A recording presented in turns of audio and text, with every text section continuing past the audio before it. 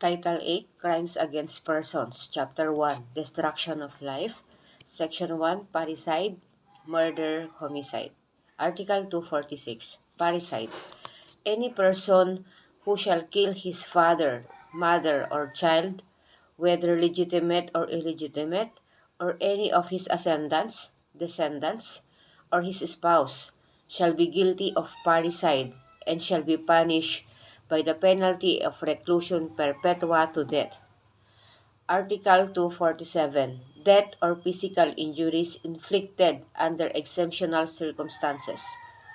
Any legally married person who, having surprised his spouse in the act of committing sexual intercourse with another person, shall kill any of them or both of them in the act or immediately thereafter, or shall inflict upon them any serious physical injury, shall suffer the penalty of this general.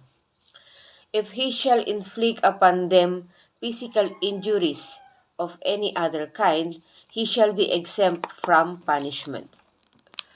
These rules shall be applicable under the same circumstances to parents with respect to their daughters under 18 years of age and their seducer while the daughters are living with their parents. Any person who shall promote or facilitate the prostitution of his wife or daughter, or shall otherwise have consented to the infidelity of the other spouse, shall not be entitled to the benefit of this article. Article 248. Murder.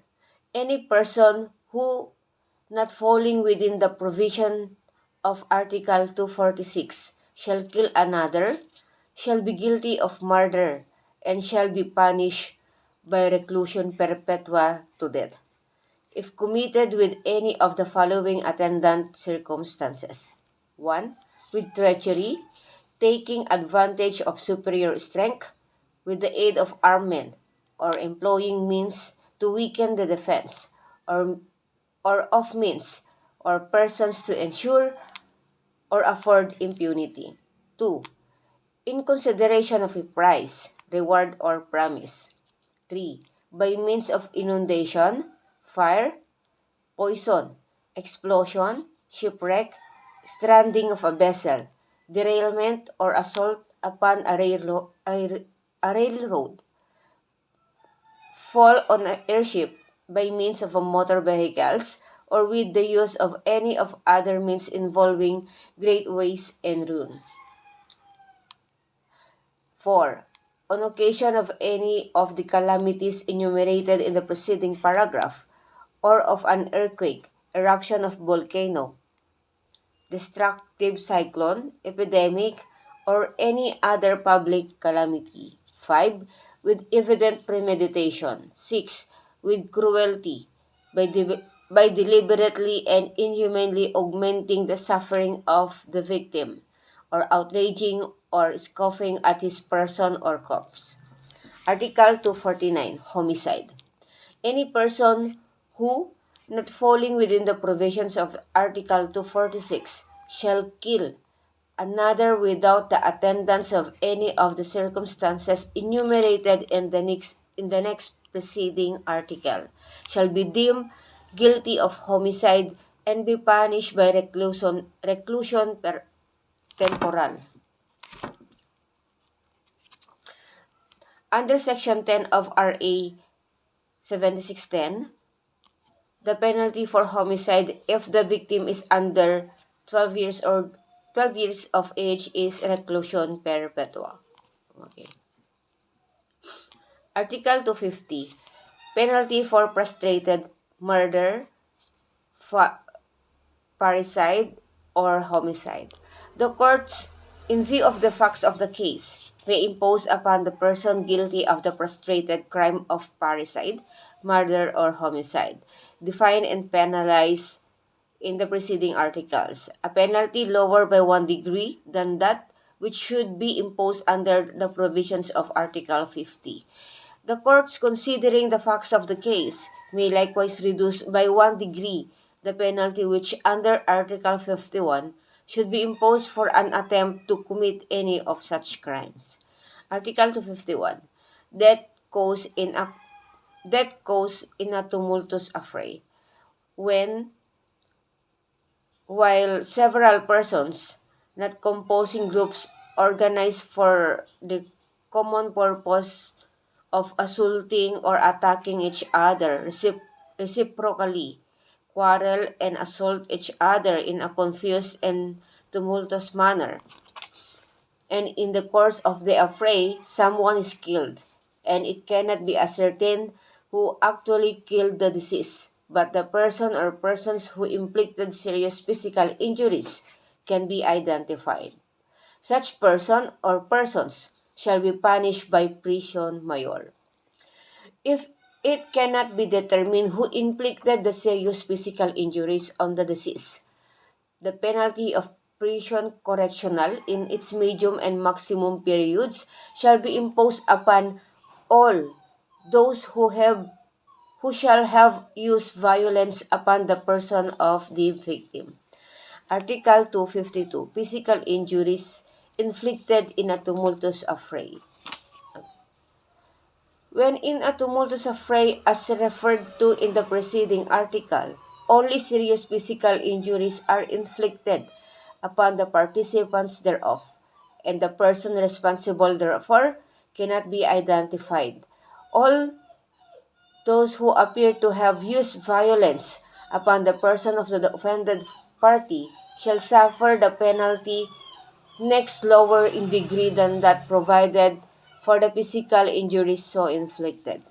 When the physical injuries inflicted are of a less serious nature, and the person responsible therefore cannot be identified, all those who appear to have used any violence upon the person of the offended party shall be punished by arresto mayor from 5 to 10 to 50, from 5 to 15 days. Article 253. Giving assistance to suicide.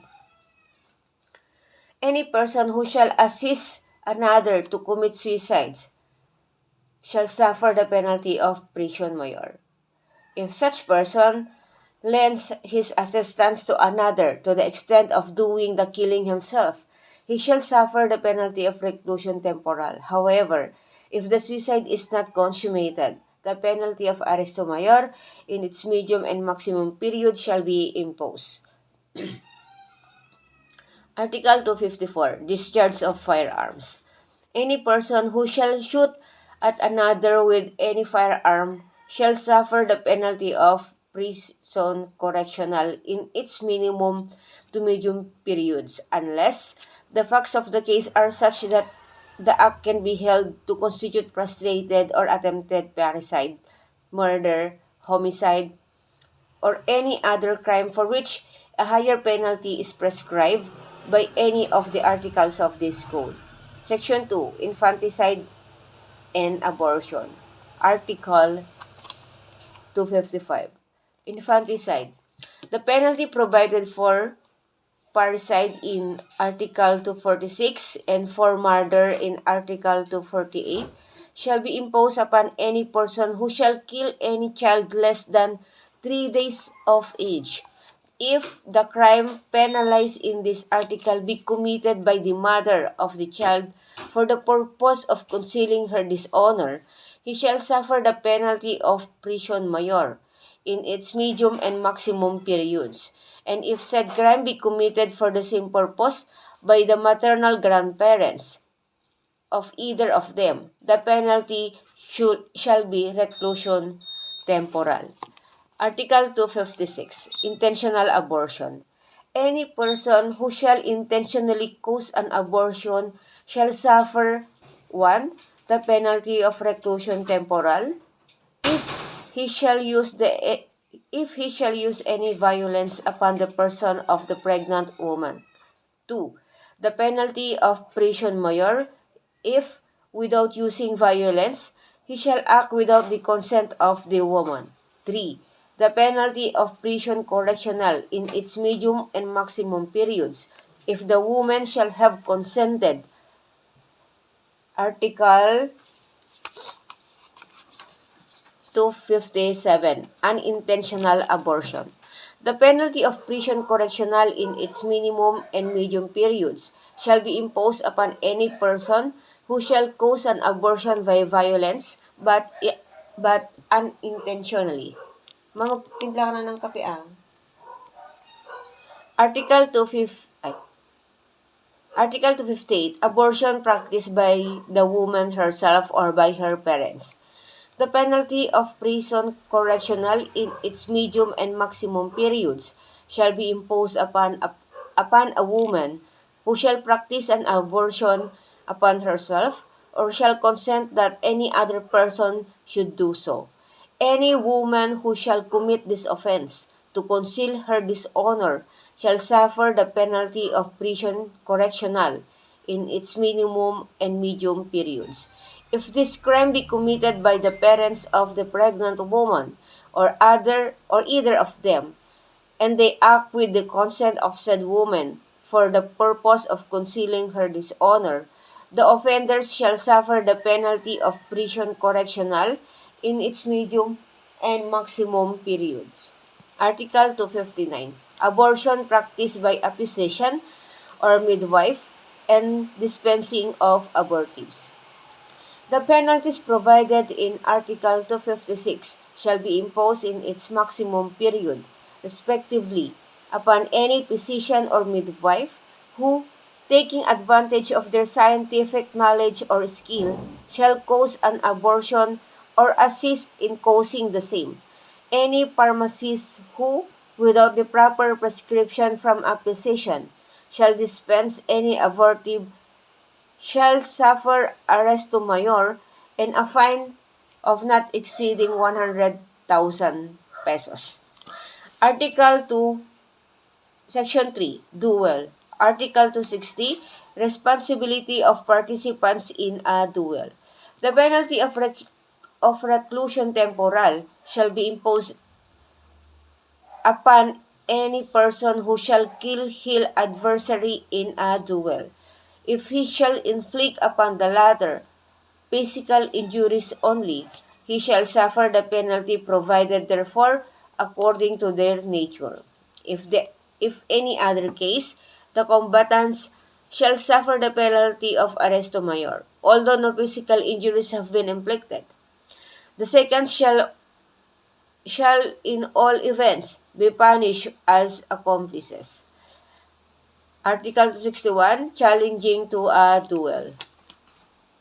The penalty of prison correctional in its minimum period shall be imposed upon any person who shall challenge another or incite another to give or accept a challenge to a duel, or shall scoff at or decry another publicly for having refused to accept a challenge to fight a duel.